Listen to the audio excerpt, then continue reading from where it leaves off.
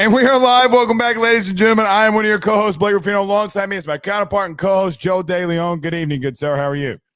Blake, I'm doing pretty good. I'm fired up for today's show because it's a little bit of we're going on a different path. We're talking about some different stuff because we're talking about signing day today. And we spent so much time breaking down what's happening this season. It's a nice little fresh breath of air to talk about something that's not about the current season. I like recruiting. I know you maybe don't like it as much as I do, but I like talking about recruiting weekly. Well, I literally have a weekly recruiting segment. I mean, it's a little more chaotic though for you just covering LSU, but you know what I mean. This is gonna be a fun show though. Okay. Recruiting is the lifeblood that fuels the dreams of champions, literally. We got a lot of teams that we got to talk about. USC, God bless it. Lincoln Riley can recruit, though, but we'll talk about USC. Dominating. Maybe Lincoln is turning this thing around now that he's been given the proper resources. Notre Dame, who said Marcus Freeman couldn't recruit. Oregon, Georgia, and LSU all being able to do some great things in recruiting. We'll talk about them. Ohio State, Penn State, Brian Hartline going to South Florida. How does that affect things? Oh, and by the way, the boosters of Penn State listened to Ruffino and Joe show last night, and they said Blake Ruffino said hire Terry Smith, and therefore we might have to talk about Terry Smith getting the full-time gig. So, Joe, a lot that we got to get into here tonight. Oh, absolutely a lot. And one thing I kind of want to emphasize here, just because we don't talk about a specific recruit or a specific team does not mean that we don't think that a certain class wasn't just tremendous. Because we don't go in detail on every single player like an individual team show, we can't talk about recruiting. Well, that's you'd be surprised. We'll get comments that people said, well, why didn't you talk about this specific 3-star or this specific team that was in the top 10? There's just so much to cover. Like, I wanted to get to Miami today for recruiting because their class was tremendous. There's a chance that they end up pulling Calvin Russell and they end up moving up in the rankings, but we can always get to that next week or whenever that flip ends up happening. The other thing I want to throw in here, we're probably going to mispronounce a lot of kids' names. I'm just getting that ahead of time. We apologize ahead of time. There is not a lot of public recognition for recruits, so there's not a lot of ways to find out how to pronounce a kid's name. So I'm just putting that on the table. Speak for yourself. I'm a word savant. But nevertheless, we are live. Every Ruffino and Joe show is brought to you by our good friends over at FanDuel. Download the FD Sportsbook app today. If you're on Apple or Android phones, use the mobile app to place your future bets, your parlays, whatever it is that you want to do. I purposefully like using the preferences over at FanDuel.com/RG to set my limits. But you do not have to do that. But the great place, now that we are in conference championship week, playoffs are among us. You got a lot of places to bet, a lot of really big-time, prime-time games. Joe and I are proud to be partnered with our good friends over at FanDuel. Go over and download the app today. All right, Joe, we have absolutely no time to waste. I need everybody to do us a favor, though. Hit the like and share. Share to all those groups on Facebook. Also, if you're listening to us on YouTube, just hit that subscribe button down below. Joe and I are trying to get to 30,000 subs by the end of the football season. So do us a favor and hit that subscribe button down below. Joe, let's get into recruiting. Did Pete Carroll go back to USC? Because the USC Trojans have the number 1 overall class in this year's recruiting ranking in 2026. Joe, at 35 commits, Lincoln Riley and company get it done. What are your thoughts on the Trojans leading the charge and having the number 1 overall class in the country? If anyone went back and listened to a lot of our old signing day episodes that we did, they'd notice that USC was often a team that we brought up as a loser. We would talk about them really underperforming for what their brand should be doing. One of the biggest qualms that we had, Blake, when we talked about USC, they were not doing an effective job of keeping a lot of guys in the state of California. A lot of Southern California guys. Yeah, coming from these big programs, these high school programs that are not far from USC in the Orange County. A lot of those guys were leaving. Like, this year was a huge step forward for Lincoln Riley. Chad Bowden coming in really took advantage of this year's class, finishing at the top of the Rivals industry rankings. I'm a big fan of Mark Bowman, who is a super, super gifted tight end. And I think that he reminds me a lot of Brock Bowers and could be really productive early on in his time with the Trojans. That's not the only player that they got. Luke Waffle's another 5-star guy. Booby Feaster's a fun name and also a talented receiver. 20 kids. Saw him, by the way, up live and personal 2 years ago with Michigan starting quarterback and Bryce Underwood. Kid can really play. Oh, was he in? He was in the when LSU had like Harlan Berry, Booby Feaster, and Bryce Underwood all in a room. This kid, Booby Feaster, can really play. Like seeing him up close and personal, long, rangy arms, got a long wingspan, can really climb the ladder. I saw him like his elbow was above the goalpost when he like tried to dunk it. Like this kid's got some serious range. Booby Feaster that's right where I was going to start, but you can continue. I'm just saying, like, I've seen him up close and personal, and this kid can flat out fly for especially being – look, it says he's 6'1", by the way. Yeah. You think he's taller than that? I think he's a little bit taller than that, but a dude that can absolutely fly, too, in Booby Feaster. Only other thing I want to add before I threw it to you, 20 kids from the state of California of this gigantic class. The one thing that's a little bit of a caveat, and I'm not trying to knock USC because what they accomplished is impressive, they still only got one top 10 kid in the state of California, and that was Bowman.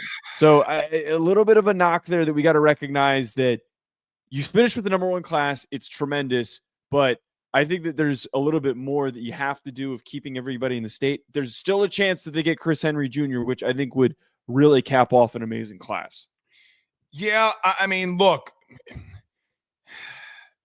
it's a tough place to be. Like, they lost on Arrington. They lost on Wilder. Chris Henry hasn't signed yet. I don't really, they didn't really go the Ryder Lions way, right?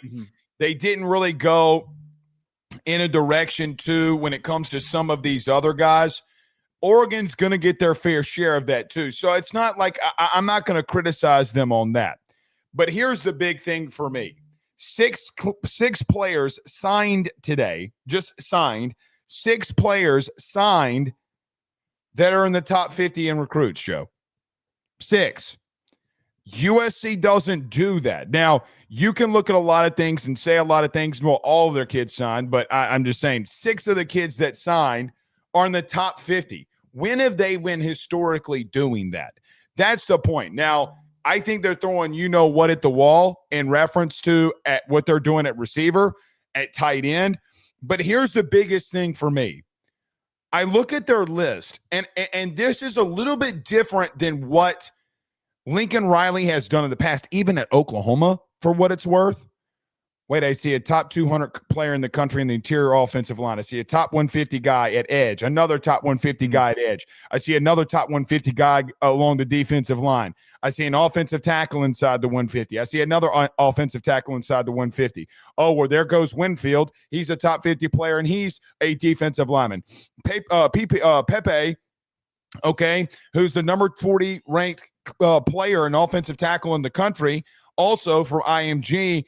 He commits to USC.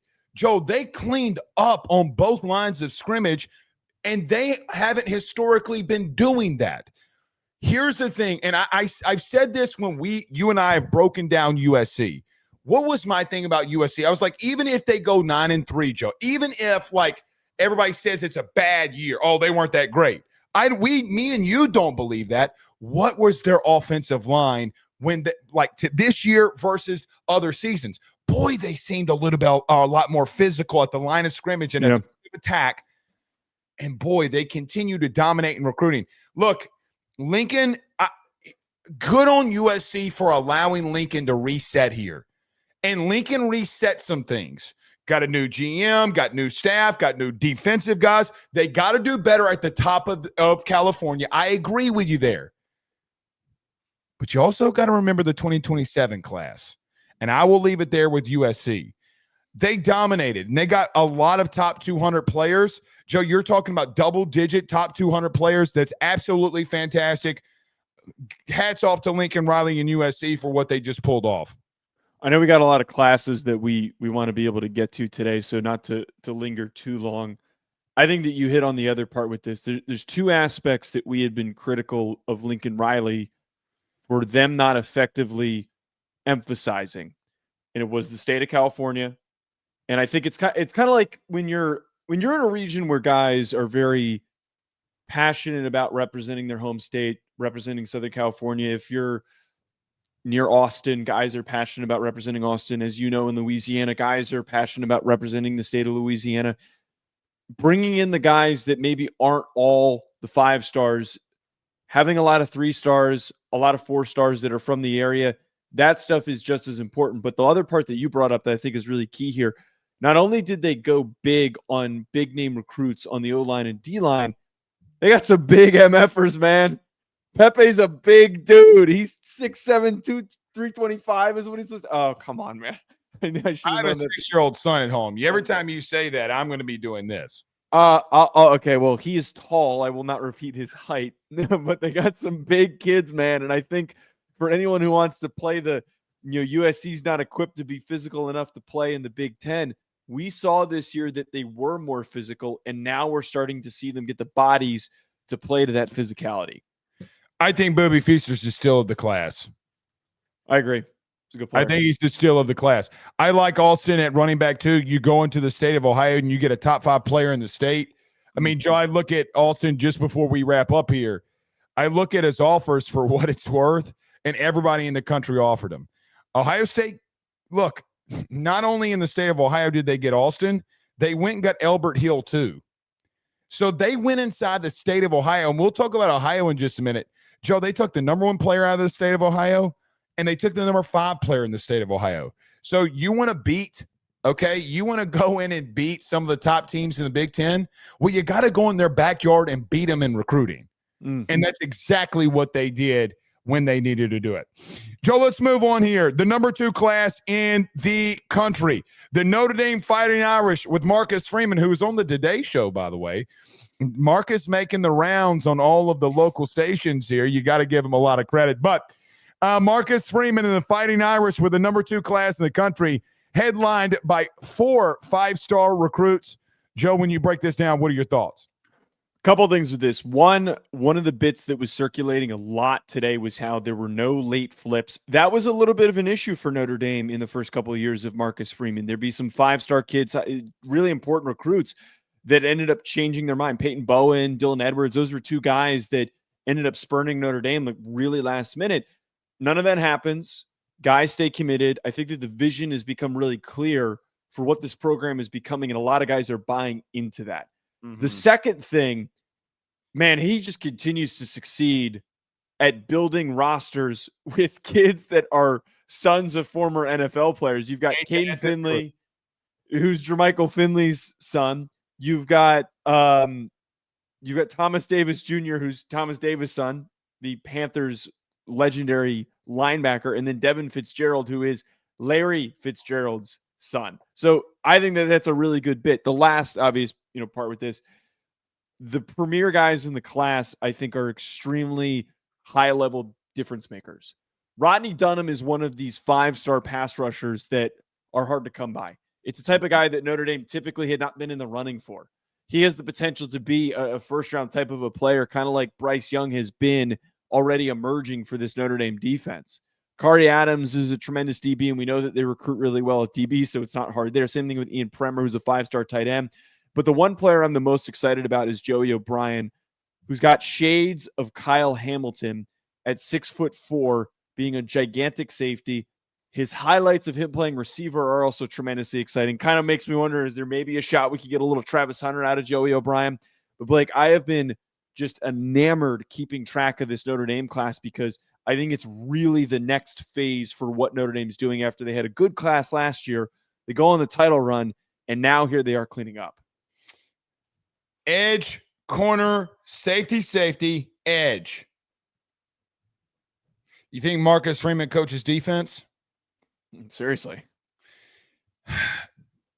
This is what a class is supposed to look like when you come off of a national title.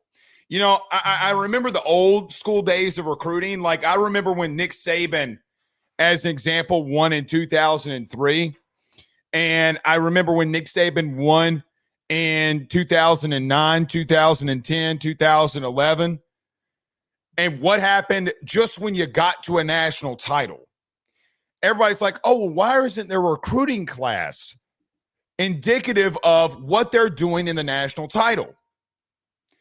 It's always been in recruiting. What happens the next couple of seasons? What happens the next year? What happens when you move forward? Joe, you lost the game, but you're going to win the war. You're going to win the war. And you know what else it makes me think about? Isn't that the same exact thing that happened to Ryan Day? Joe, when you get to that far in the playoffs, when you play for a national title, it sends shockwaves around the country. When you play high-level defense and you have some of the best DBs in the country and you're constantly in front of everybody and you're flying to the ball and you got former NFL players' kids in the secondary, what did you think was going to happen? You talked about Dunham. You talked about some of these other guys like Joey O'Brien. You could bring up Corey Adams, who's a 6'2", 180-pound corner. You can talk about Pouncey, who is a 6'3", 165-pound corner. Joe, look how big they are. Look how dominant they've been in the secondary. That is what is amazing to me. So, look, sometimes it's easy to not capitalize when you go to a national title. We've seen coaches who get there and aren't able to sustain. You know, it's funny because, you know, you play like college football 26 and you set your mold and it's got Marcus Freeman motivator. It might need to have Marcus Freeman recruiter. Seriously.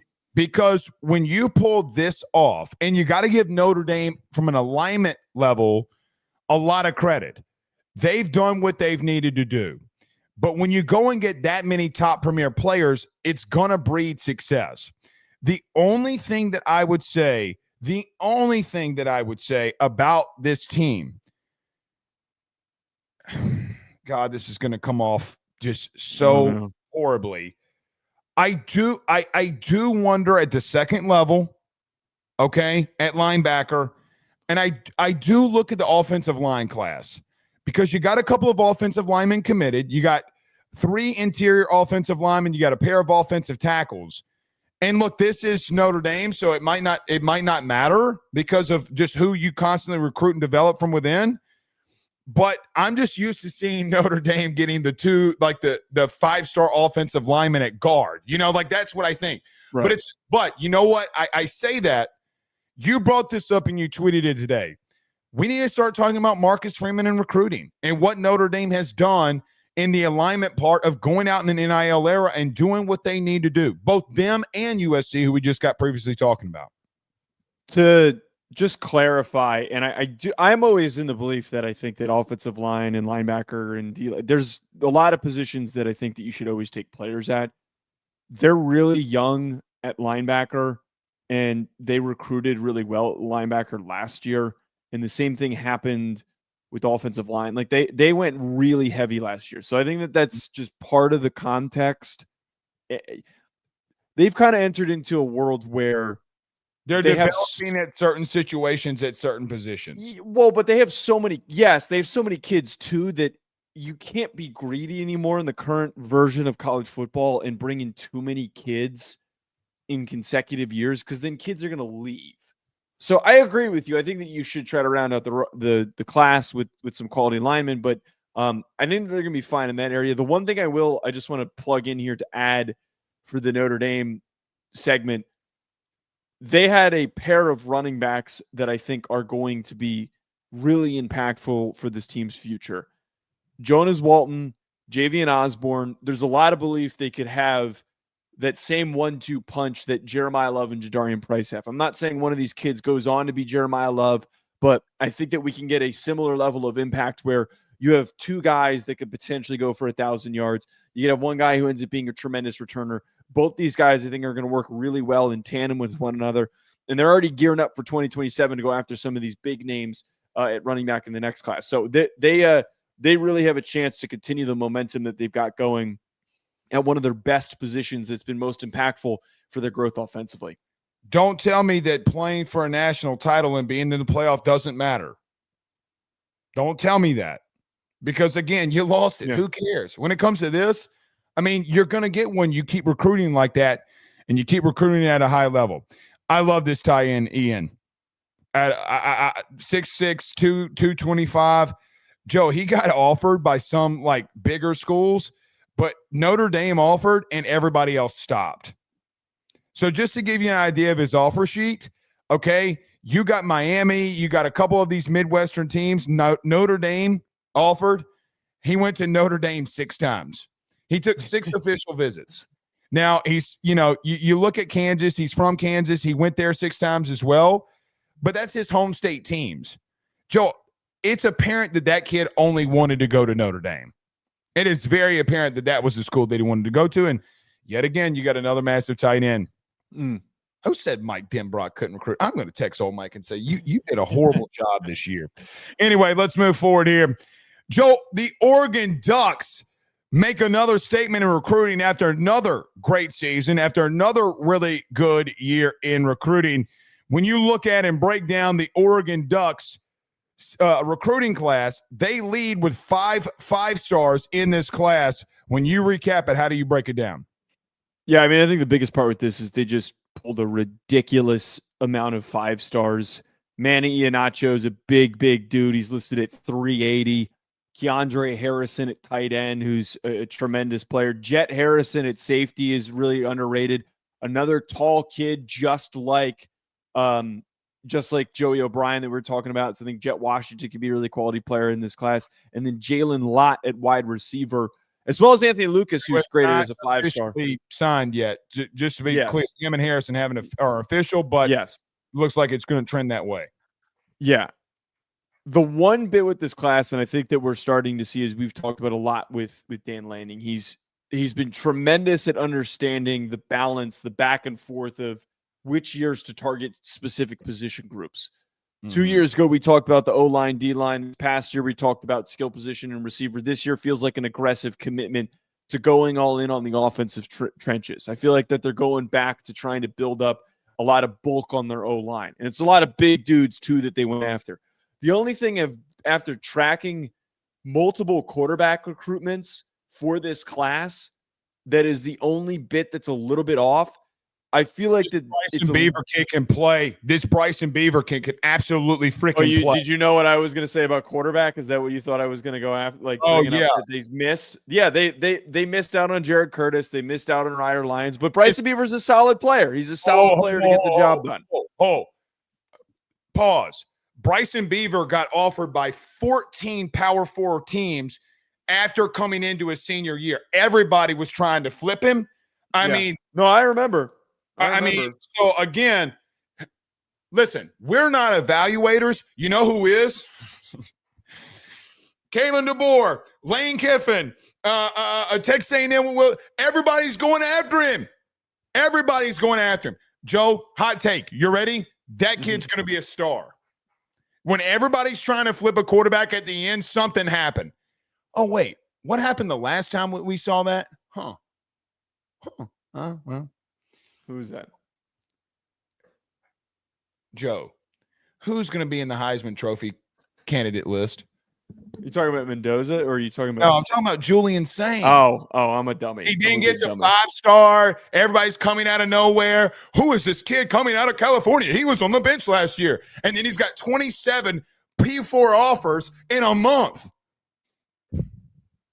This Bryson Beaver kid can play. Don't go there with this kid's going to. I know he's a good. I think that they did a good job finding the next best guy that they could down the list. Jared Curtis is a tremendous player, though. I think a lot of people thought that there was a real shot that they ended up with Cantwell and with Jared Curtis, which would have made this class insane. It doesn't end up working out. Ryder Lyons was someone that everybody thought that they were going to get because BYU wouldn't be able to outduel them for Lyons. And lo and behold, he picked BYU. So I think that Beaver's going to be a good kid. You're right. I do recall that there was a very long stretch when everybody was going all in on trying to get Bryson Beaver.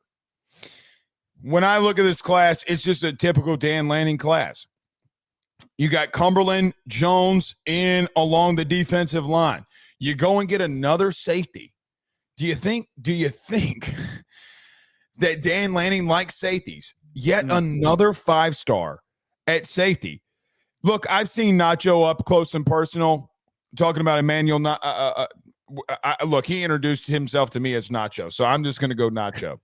But I saw him at a spring football practice this year, Joe. He is everything of 6'7". I think he's bigger than that. I think the biggest thing for me is how athletic he looked. You know, when you look at a kid and you see that he's 6'7", 380 pounds, you're like, okay, this kid's large. God bless it, he looked athletic. It didn't look bad on him. Now, listen, he's going to have to get that weight down. He's going to, without a doubt, he's got to get to 340, 335. He's got to play at that weight. It's a lot of poundage. You're gonna get moved in the guard if you don't do that. I promise you. The bottom line is that is the best offensive lineman that I think that I have personally seen in the last 3 classes. His footwork is borderline elite. But here's the thing that I always tell offensive linemen from me, who like playing that position. Joe, I can fix footwork. Everybody talks about hand placement. He's got elite hand placement. For example, the defensive linemen are always trying to swat down, get your hands off of them. The power that he has, and he showed out of high school, and the hand replacement and getting vertical is what made him the most elite offensive lineman in this class. Is because of how athletic he does it. You're not getting just a 5-star offensive lineman. What I think that you're getting potentially is someone who's going to be a cornerstone for somebody in the league in the future for a long time. This is what you talk about, your prototypical tackle that's like, yeah, he signed another one. He reminds me of a more athletic Zach Martin in hand placement. You know, I remember Zach Martin talking about the other day about, hey, man, they molded me at where I was in college. Joe's going to smile when I say that, about elite hand placement. But I always felt that I was good there. I know that they got a really good class. This Nacho kid can flat out play, and I think it's a cornerstone to what they do. Okay, you went and got a quarterback last year. You went and got this guy last year. Now you're starting to get cornerstones at every key position. And look, holding everybody off when this kid was offered boatloads of money, LSU offered him a boatload of money, and they were able to hold it off. And it's very commendable. And again, they did some really good things. 2 players in the top 100 along the offensive line. Toffee, the other one, absolutely elite on what they're doing at the line of scrimmage. Yeah, it's almost kind of quiet to the point where you see all these articles that come out, all these reactions to classes that have been put together. And here we are again. Oregon puts together another elite class. This is why Dan Lanning has established himself as one of the best programs in college football, despite Oregon not always living in this territory with recruiting. This is extremely impressive that we're sitting here talking about them once again, because he and his staff fully understand what they need to do. Now, the next big step for them is figuring out what do they do when they transition and find the next offensive coordinator. They had an easy time transitioning from Kenny Dillingham to Will Stein. I think that they're going to be fine finding that next guy. And based on the fact that really nobody decommitted when Stein left, I think that they're going to be in pretty good positioning. That was going to be the only thing that I talk about. Mm-hmm. You lost an offensive coordinator. You saw what happened to Ohio State today? You saw what happened to Ohio State? Yeah. So you've known this for a couple of days. People at Ohio State didn't have really any time until this was out. Thank God for Dan Lanning that he was able to get a couple of days to kind of calm all this down. But he's just recruited. Well, I guess he has 2 really good offensive coordinators. He's going to do it again. And so for that, I would just say I don't worry about the Will Stein thing. But, you know, here's the interesting thing. Joe, not all of these players are going to pan out. Do they look at Will Stein at Kentucky if they ever hit the portal? It's a very interesting way to look at it. But coming in number 2 has never been more important. Because, Joe, of all of these players that they have right here, maybe half the class will hit. Maybe. The other will go in the portal. We all know that. That's just how this works. So I mean, it's happened every year since 2022. Most kids hit the portal in most places. So I think Nacho just leads the class by far. And for sure. You've absolutely dominated. Joe, let's go over to the University of Georgia, who's got the number 4 overall class. Well. Kirby Smart does it again. Now, Kirby Smart, only had 1 5-star this year, but you know what? Jared Curtis flipped on him. We'll get to that in just a moment. But you know what? Well. Do you think Kirby Smart coaches defense? Because I look at his defensive class, Joe, and here comes Georgia yet again, absolutely dominating. Yeah, I mean, they loaded up on premier talent on the defensive side of the ball, especially in their secondary with a lot of these guys that they went after. But the 2 premier players at the top of the class, Caden Prothro, who is a gifted tight end with great size, and Akini Ogaboko, who they have quietly done a really good job of evaluating and finding really good offensive line talent. And I think that has been a key piece to their success through offense, is that when their offensive lines have played it at a really high level. So to continue to emphasize that, to get one of the top offensive line recruits, a 5-star kid, that is absolutely massive. Here's the one thing, though, that we got to, my attention's immediately directed towards, though, is the Jared Curtis situation. It seems like that they were relatively, I don't want to call it blindsided, because it seems like they had a couple of weeks. They also, it's not like Curtis misled him. It seems like he was trying to make a decision and figure out what he was going to do, and ended up opting to want to stay home and represent Vanderbilt and get on the field earlier. He would have had to wait some time to get on the field, and who knows if he would have beaten out Puglisi right away. It could have been 3 years, 2 years, whatever it was, for him to actually get to play. But Blake, I think that losing out on Curtis, it's a very weird trend that we're in this position that they lose Dylan Raiola, and he kind of does the same bit where he goes to a smaller brand and he goes to Nebraska and he plays right away. Jared Curtis does the same exact thing. I've almost gotten to the point, Blake, where I don't think it's even worth going after the big name 5-star. I almost don't even think that it's worth doing that, because one, if you're like Georgia, you get Gunnar Stockton. Or Gunnar Stockton at the 5-star. What? I thought he was a high 4-star. Maybe he was. Let me double check that. Okay. You get a guy like Gunnar Stockton, Ryan Puglisi, who weren't the crown jewels of their classes, and they've panned out tremendously. At the end of the day, a lot of times I feel like these 5-stars, when they go to these smaller teams because they want to get on the field sooner, they end up leaving in a couple of years additionally. So I almost don't even think it's totally worth trying to go after these big name kids, because they're going to be swayed into doing something completely different than just picking the biggest brand. I know we're talking about Georgia, but I got to talk about Vanderbilt. Joe, if I would have told you 5 years ago that Vandy would flip a high-ranking recruit, a 5-star from Georgia, what would you have said? I would have called you crazy. You would have called me crazy. Yet here we are. Look, I'm going to say this about Jared Curtis. I think he's a baller. Shot caller, 28 plays only in baller. I think he's a really good player. I don't like how a lot of these 5-star quarterbacks are only going to places because they want to play immediately. Every one of them are doing it. I think some of them got to realize, hey, maybe you need to go somewhere and develop. Maybe Jared Curtis breaks that mold. It's a big win for Vandy, though. That is for sure. Class would have been in the top 3 probably if they would have kept on to Curtis.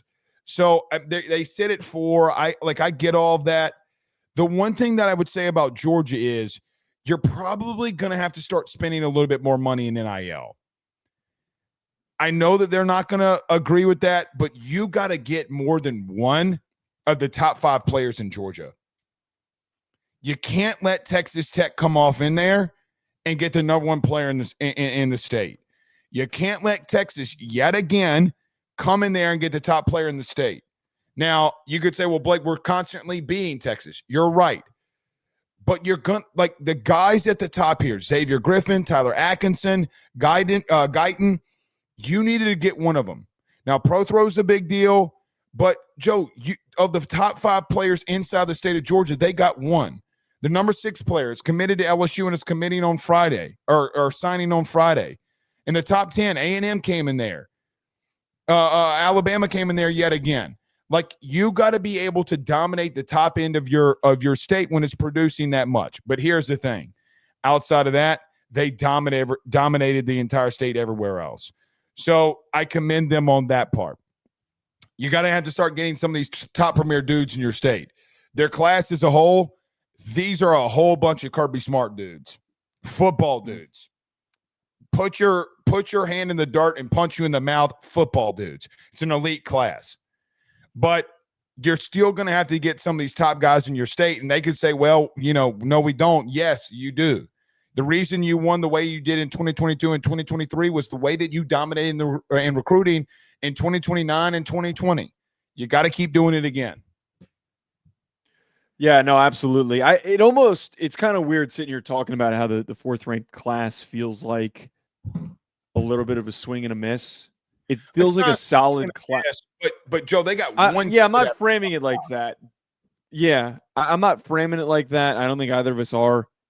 It's a good class. It just doesn't feel like that same level of sexy recruiting class that we have talked about over the past couple of years when we've done these National Signing Day recap shows. I feel like we're always talking about how they were either in the mix at the top spot because they got multiple 5 stars, or they were right on the outside of that cusp of being like 2 or 3, wherever they might have been.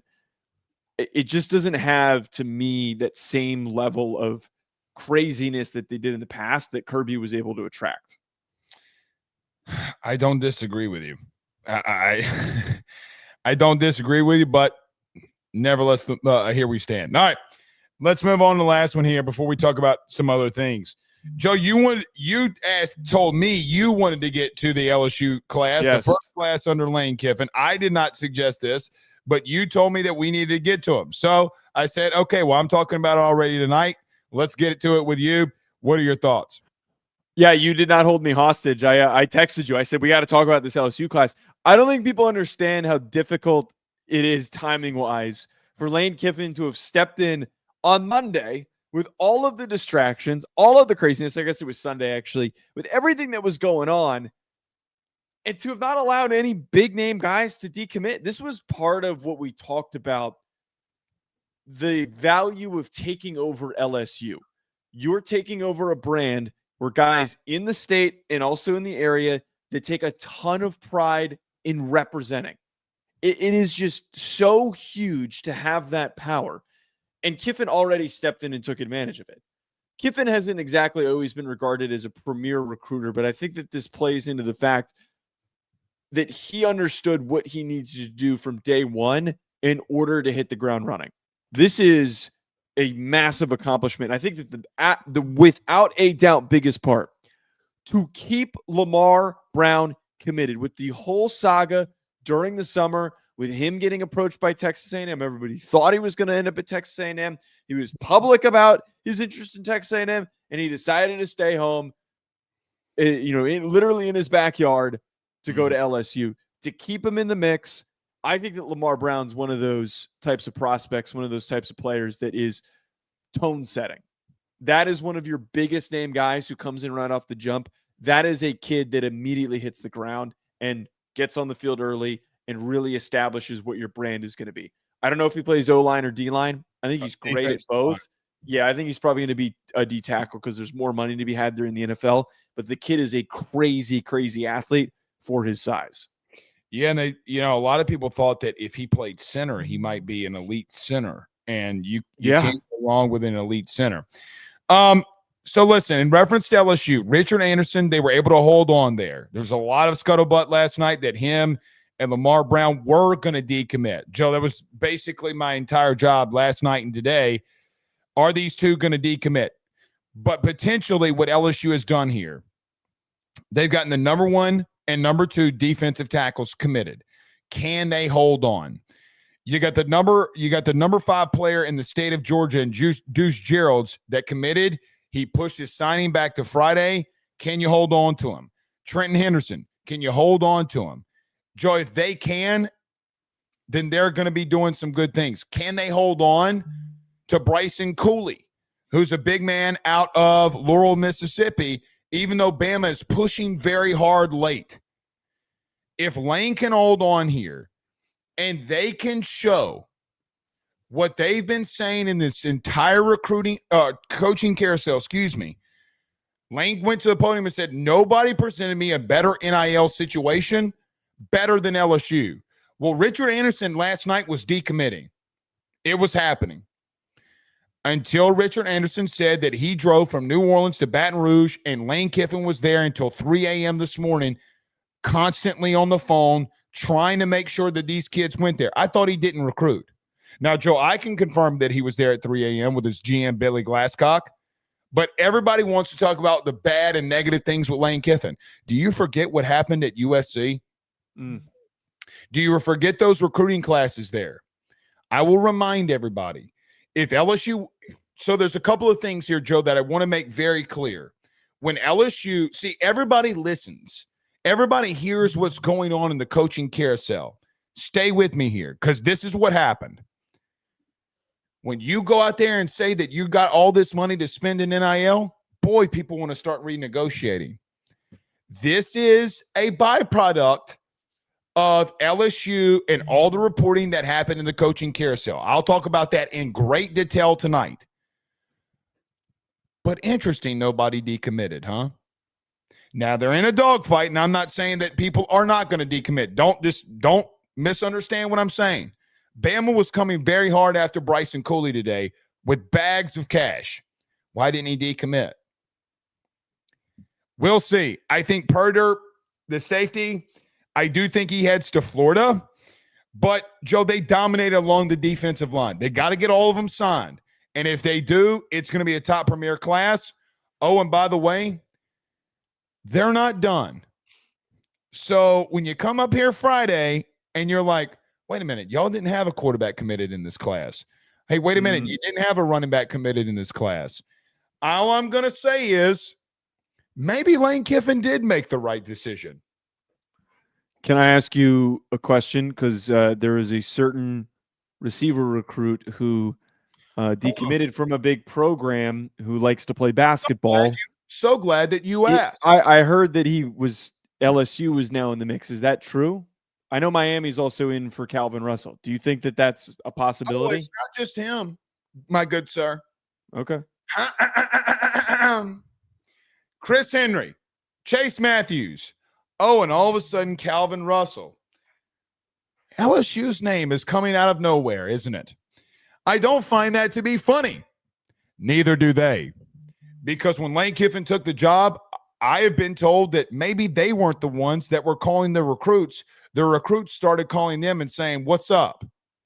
I don't know your late in this process. Joe, you're basically getting hired on signing day.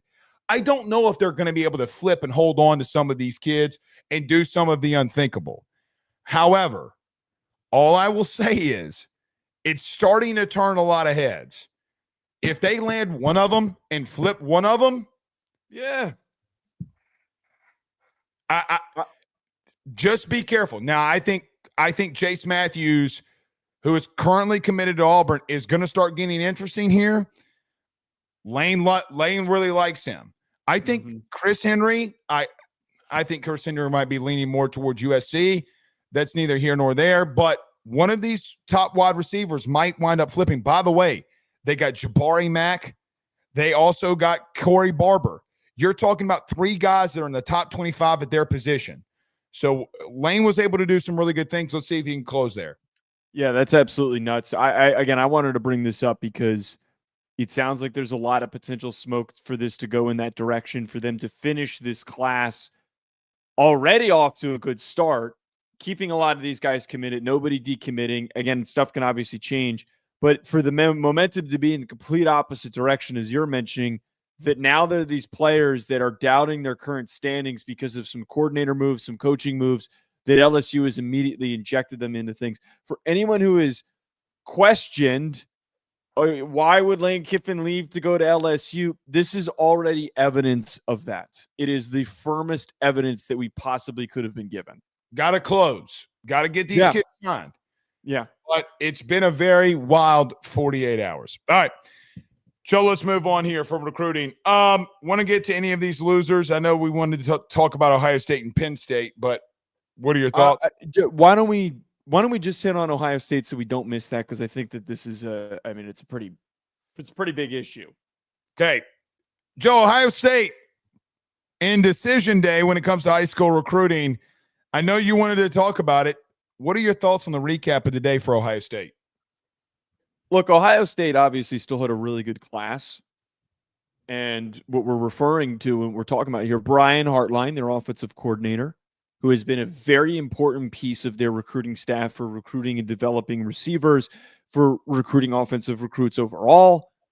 He is taking the head coaching job at USF.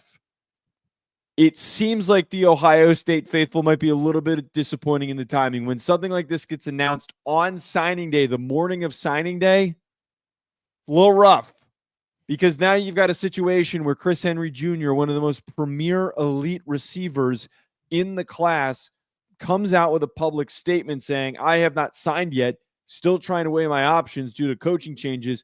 I just want to make the right decision for my future. Not bringing up Ohio State because I'm trying to crap all over them, and I think that this class is a failure. They still finished 5th on Rivals. It's a ridiculously good class. But Blake, what is this going to do for the future? What does this do for the long-term future? Because if Chris Henry is already questioning himself, what's going to happen in the next few recruiting classes? And Caden Dixon-Wyatt also flipped to USC today. That was the other one that I even completely forgot to mention. They already lost a kid because of this situation. Well, and Legend Bay flipped. I mean, no telling where he plays. He flipped today from Tennessee. I mean, he's listed as an athlete, whether you play DB or wide receiver, who knows? But, I mean, Joe, he flipped. I mean, so again, listen, here's what I'm not going to do. They were doing really well at receiver before Brian Hartline Jr. got there. Yes. Some places at some positions just recruit themselves. They just recruit themselves. Like I think we just got done talking about LSU. Odell, Jarvis, Justin, Jamar, and they're all on first-name basis. They're all on a first-name basis. Malik, Brian Thomas. Some places just recruit themselves at wide receiver. It is a massive loss, but you knew that this day was always coming. You knew this day was always coming. I'm grateful for Brian Hartline. If I'm an Ohio State fan, he's one of us. But it was time for him to move on. And listen, you just got to really dominate in next year's class, and you're going to have to do some things maybe in the portal, just in case some guys leave that are there now. Bottom line is, I know it's a massive day that Brian Hartline's taking that South Florida job, but at the same time, I just think that they'll continue to recruit themselves. That's kind of why I'm saying here that I don't think that it is a total red alert situation, major issue. They're in serious trouble. I got to be honest, though, I kind of find this weird. I kind of find it weird that Hartline picked USF. He was getting brought up as a potential candidate for Penn State. I don't know if they actually Florida over Penn State. I mean, essentially, I mean, if you want to just be blunt, essentially, it's what he did. Well, we don't. I don't know. I don't know if I'm missing something. If he was offered by Penn State or not, or if Penn State was interested in him, seriously interested in him. Penn State's interested in everybody. Yeah, they don't have any options left. I bet that if he pursued it and if he tried to work that with his agent, he probably could have ended up with the Penn State job. And he decided to go with USF. I don't understand what he sees with USF. I don't like USF's a decent G5 program. Florida. He was at Miami. He's going in the state of Florida and got elite recruits. Oh, like who's the best receiver in the country? Wait, who? Jeremiah Smith. Oh, okay. Yeah, obviously. Right. So, I mean, again, I just think that he knows that he can go in the state of Florida and recruit at a high level. He's done it before. I mean, it's not like he's just sitting in the state of Ohio. He's an elite developer of wide receivers. And South Florida's going to get a lot of really good receivers. You just got to go get a really good receivers coach and call it a day, man. I'm sure they'll be fine. They're going to be just as desirable as Hartline was. Being the wide receivers coach at Ohio State's a desirable job. Here's what my biggest thing is for Ohio State right now. You're about to go into a playoff. It is going to be interesting to see how Ohio State and how Oregon and how Texas A&M, all three of them, and Ole Miss, for what it's worth, you have almost half of the field that are going through some kind of coaching issue. How locked in is Will Stein? How locked in is Brian Hartline? Like, it's tough to juggle two jobs.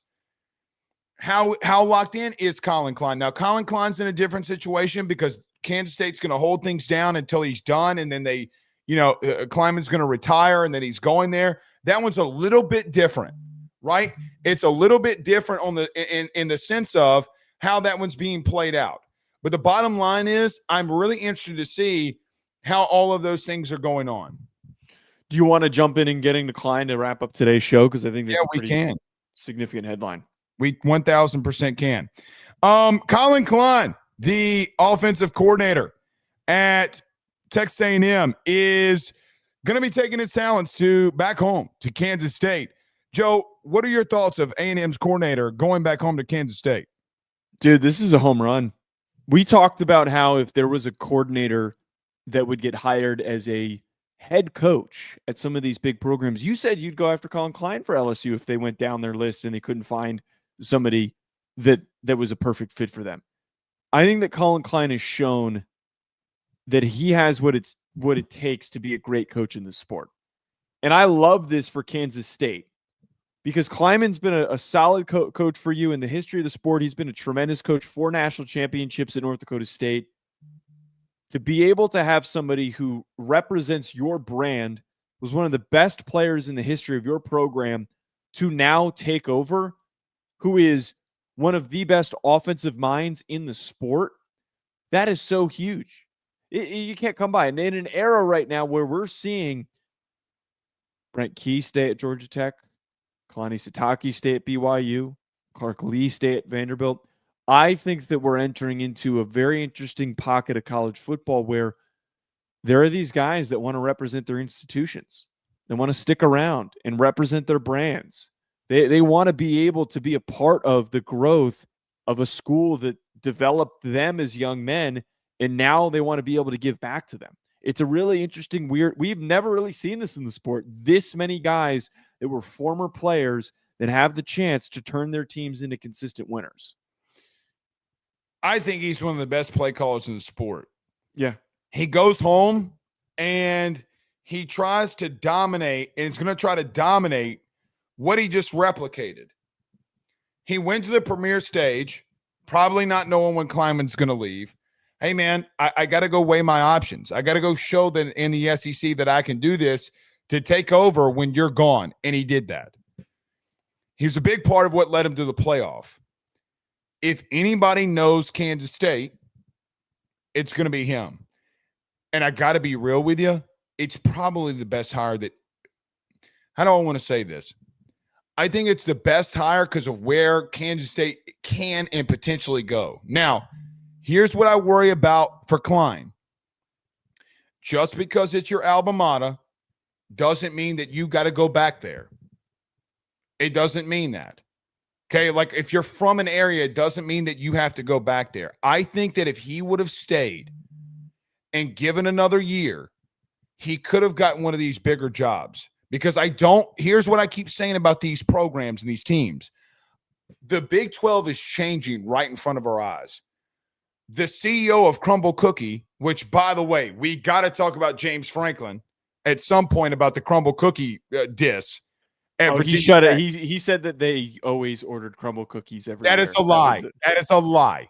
That is a lie. I'm just passing that along. I saw it on Twitter. You know it's a lie, and I know it's a lie. It's a lie. Okay. Come on, Joe. Come on. No, they don't. No, they don't.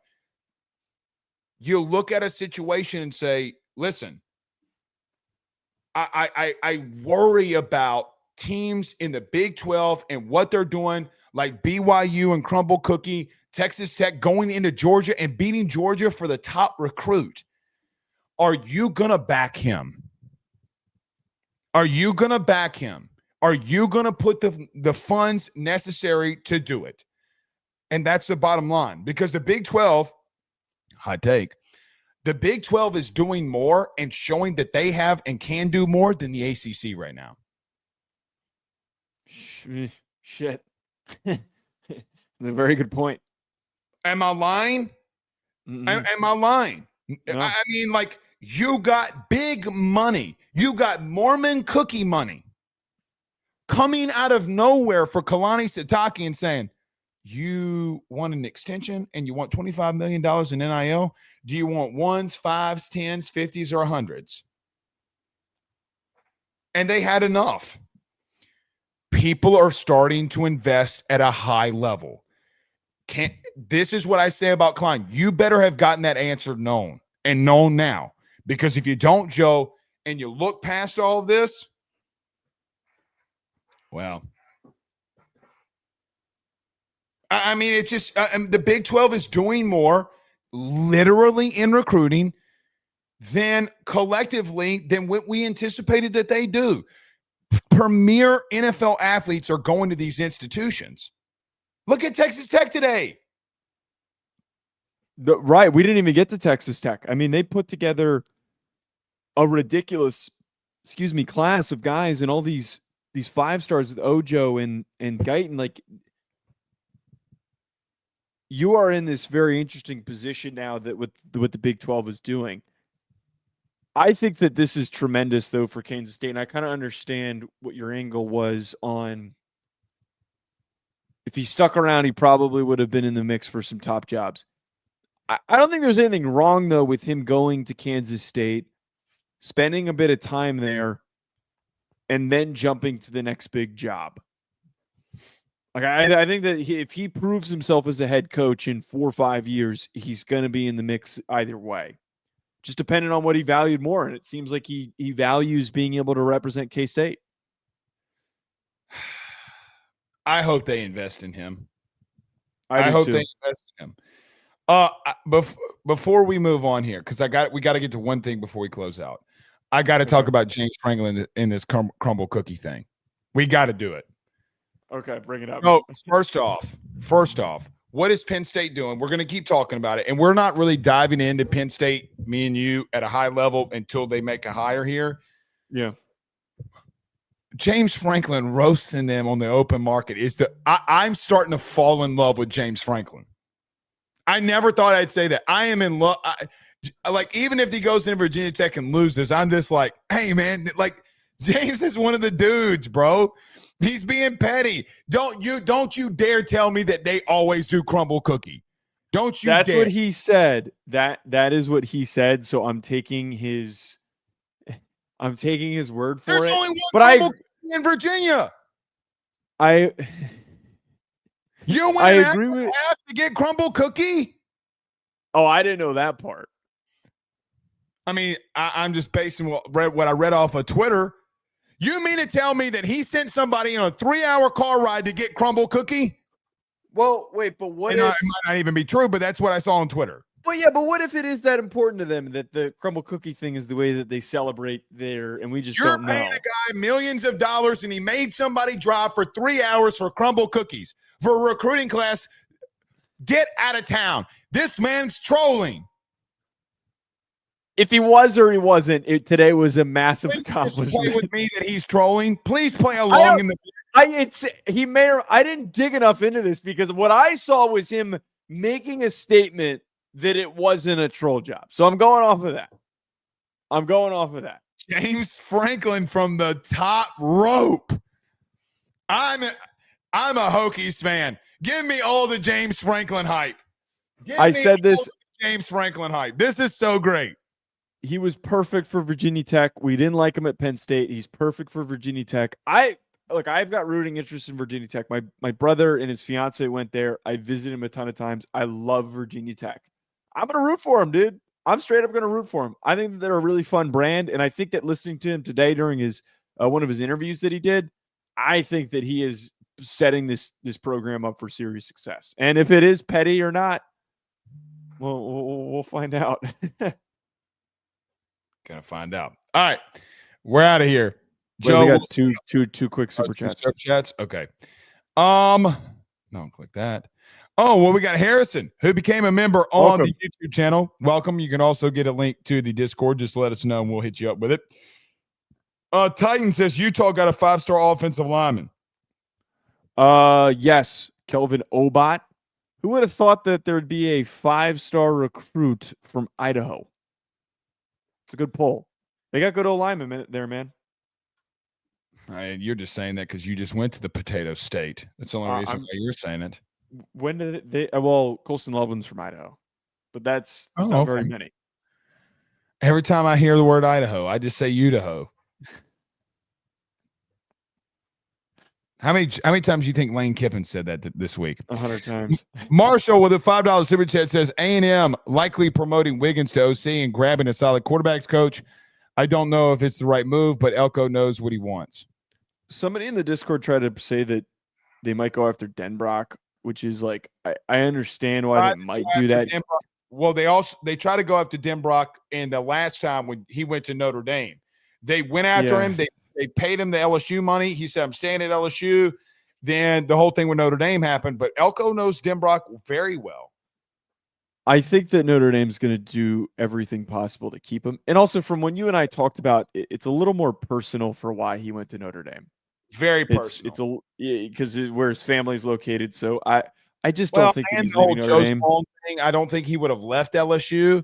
At the same time, he could have gone to A&M if he wanted to before Notre Dame. Right. Let me say this. That one's going to get a little interesting. That will get a little interesting. I'm not really guessing on that. That's going to get a little interesting. I think he's there to Notre Dame. I'm sticking with that. Yeah, too. I think you should. See you on Sunday. Peace.